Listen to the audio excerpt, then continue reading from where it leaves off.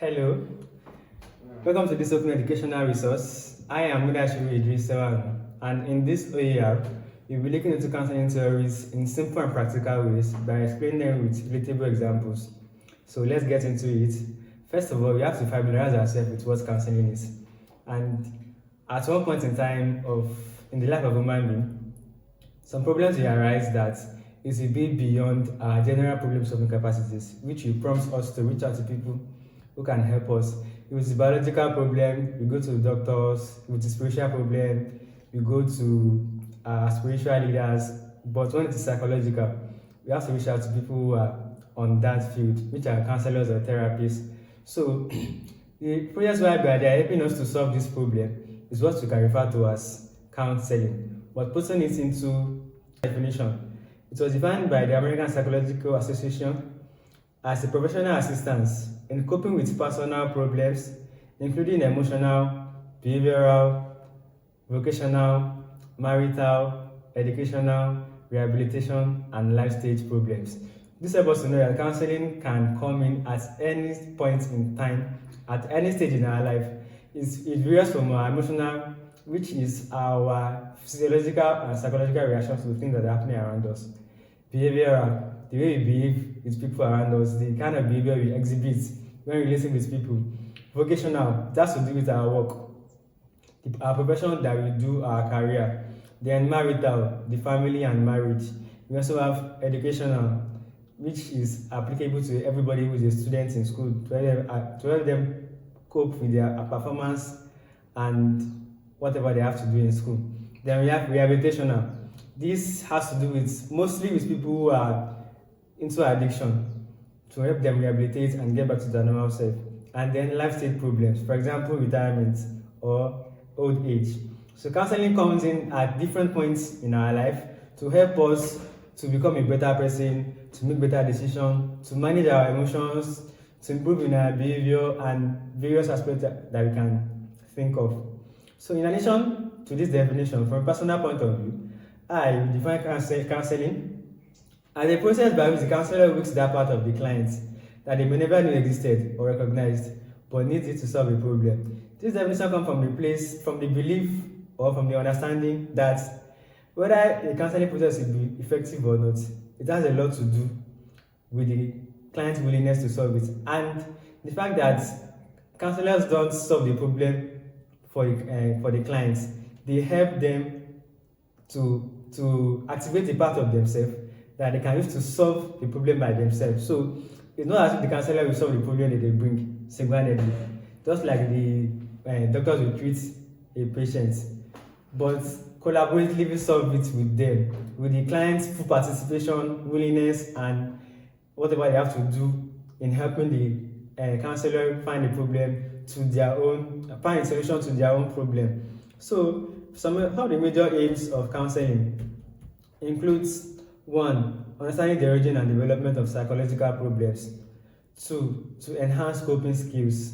3. To promote decision making. 4. To assist behavioral changes and improve interpersonal relationships.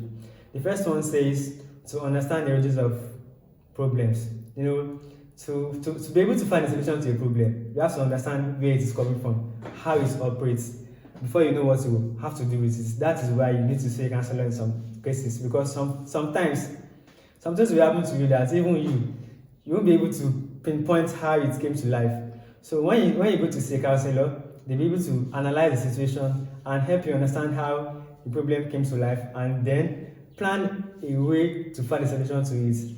Then we also have to enhance coping skills. In life, we move from stage to stage, and for every stage we move to, we need to develop a coping mechanism to be able to adapt to that situation. So in this case, there must also be a need for counseling, where the counselor will help you in collaboration with the clients to devise a coping mechanism that they will use to adapt to their new situations. Then we also have to promote decision making. Every point in life, we also have a reason to make a decision sometimes that it will be as if we are in crossroads, that we don't even know what to do, and we have to think and reach out to people like, I'm in this situation in my life, I don't know what to do, should I do this or should I do that? So This can also be done with the help, can also be done by a counselor. Then assisting in behavioral changes. Sometimes we notice ourselves and say that there are some behavior that we don't like. Sometimes we notice it ourselves, sometimes people notice it for us. And you have to think of it that this behavior, I don't really like it, but I don't know how to stop. With the help of a counselor, they can help you to plan a way out that you can change this behavior or totally stop it.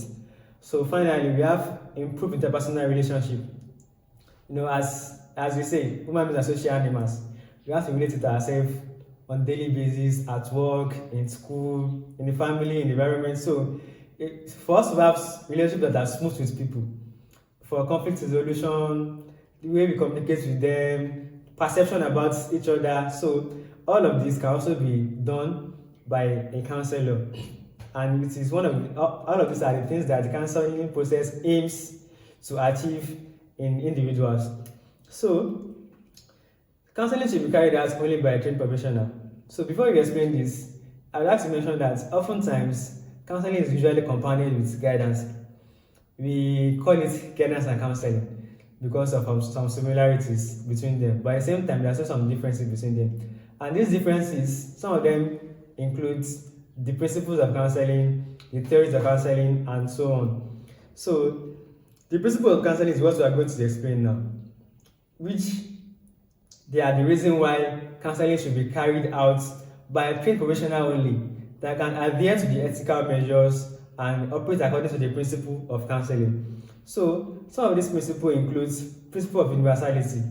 This one implies that counseling is for everybody, regardless of who you are, regardless of their age, their background, regardless of their stage in life. Even the counselors sometimes need counseling, that they have to reach out to other counselors for them to help them. So nobody is above counseling. Counseling is for everybody at every stage of their life. Then we also have the principle of confidentiality, which requires the counselor to keep every information confidential. In the counseling session, we ask the client to be vulnerable with us and pour out information for us to help them, for us to know how we can help them. So at the end of the day, when they pour out this information to us and we now leak it out, it is going to hurt their trust. So definitely a counselor must learn how to be confidential in their dealings with the clients. They must not share the information to any other person except for legal purpose when it involves lawyer or police, or for health purpose when it involves doctor. So except for these cases, counselor should not leak out information provided by the clients. Then we also have principle of individual differences, which help the counselor to ensure that every counseling activity is being carried out with the understanding that personalities and traits varies from one person to another, and individuals' counseling needs will be different. For example, if a counselor attends to like 5 clients a day, it is very likely that all of them will come with different issues according to their individual differences, according to their stage in life, and their counseling needs has to be tailored according to these individual differences that they brought. So all of these principles and many more are the ethical measures that the counselors have to adhere to in operating with clients. So in order for us to understand how counseling works, we are going to break down the counseling process into an hierarchical structure, which in this structure we will be having counseling theory at the top of the hierarchy, then followed by therapy, followed by techniques, and then followed by skills. So at the end of the day, we are going to understand how counselors come up with treatment plan, how they are able to know what to do in the process, and how they be able to know that I actually achieve what I want to achieve. So first of all, we'll be going with theories, the counseling theories. Counseling theories can be defined as framework that guides the practice of counseling and therapy. They provide theoretical foundations for understanding the nature of problems and how they can be approached. For example, like we said before, that one of the major aims of counseling is to understand the origin of the problem.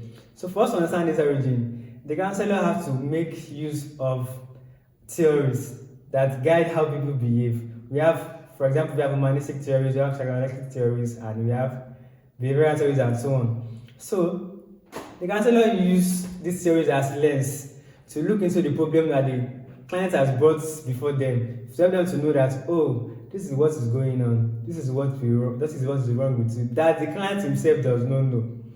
But with the help of counseling theories, the counselor will be able to tell the client that this is what is wrong with you. So, proper understanding of counseling theories help the counselor to prepare a treatment plan, identify psychological issues, assess client progress, and also develop professionally. All of these things we just mentioned are the functions of theories. They help the counselor to prepare a treatment plan after understanding the problem. They identify psychological issues. They assess client progress. As counseling is going on, there has to be an evaluation. That is this person bringing out the desired changes or not. Theories will help them to do this, and also it helps the counselor to develop professionally. Finally, theories answer the question, why is this so? Because they help you understand the origin of the problem and where the problem may be coming from. Then the next one on the hierarchy is therapy. Therapy in counseling basically means the structured practical application or implementation of the understanding gained from counseling theories to help clients. Just like we said before, counseling theories is just a knowledge. It is a guide, it's a framework. Then practical application, putting this theoretical knowledge into application, is what we refer to as therapy. Sometimes also referred to as psychological approach, but outside counseling, it can simply be referred to as method of application. To a layman, we can call it a method of applying the theoretical knowledge you have in helping clients to solve the problem. That is what we call therapy. To answer the question, how do I help? Because when the client brings the problem, you identify the problem, you understand the origin, then how are you going to help? Therapy is the answer to how do I help. Then we also have counseling techniques. Counseling techniques can be referred to as specific strategies or tools that a counselor uses to facilitate the desired change after choosing which therapy to use. Just like we said, the theories help to understand why. The therapy answers the question, how do I help? Then the techniques helps you to select the strategies or tools that you will use as a counselor to carry out the activities that facilitate the desired changes after choosing which therapy to use. The techniques we use in the counseling process depend on the therapy. For example, if the counselor is assessing a client by using humanistic theory, they may want to use client-centered therapy. The technique that they have to use here is active listening. And we also explain the skills later after explaining the technique. So for another example is if the counselor is assessing the clients with humanistic theory again, and they are using gestalt therapy, then we have to use the empty chair techniques. So the techniques depends on the therapy that you have selected to use. Techniques answer the questions, what do I do or what do we do? But in this case of counseling, it's better to say what do we do, because counseling cannot be done by one person. The clients and the counselor have to collaborate together to solve the problem. Finally, we have counseling skills. Counseling skills are the abilities that the counselor puts into practice after understanding why the problem exists, how to help, and knowing what to do. Some of these skills include questioning skills, observation skills, paraphrasing skills, and so on. For example, I made a scenario where a counselor wants to use humanistic theory to assess the client. Then they made use of client-centered therapy. Then they made use of active listening technique. Then in the process of using active listening techniques, they may want to use, or they have to use silence skills, observation skills, paraphrasing skills, note-taking skills, and so on. Counseling skills are the little practices whose effects gradually amounts to achieving the desired change in the clients. So skills are the abilities. For us to understand this hierarchy, we have to present an analogy. And the analogy is that let us see theory as a map. We are taking it back to the top of the hierarchy now. See theory as a map. When you're about to travel and they give you a map, on that map, you'll be provided with the roads, all the roads in that area, the place where there are bushes, the place where there are mountains, the place where there are deserts or whatever. You have to see everything by just looking at the map. Then therapy is the various routes on the map. Just like we said, there are roads or routes. You can use any of the two.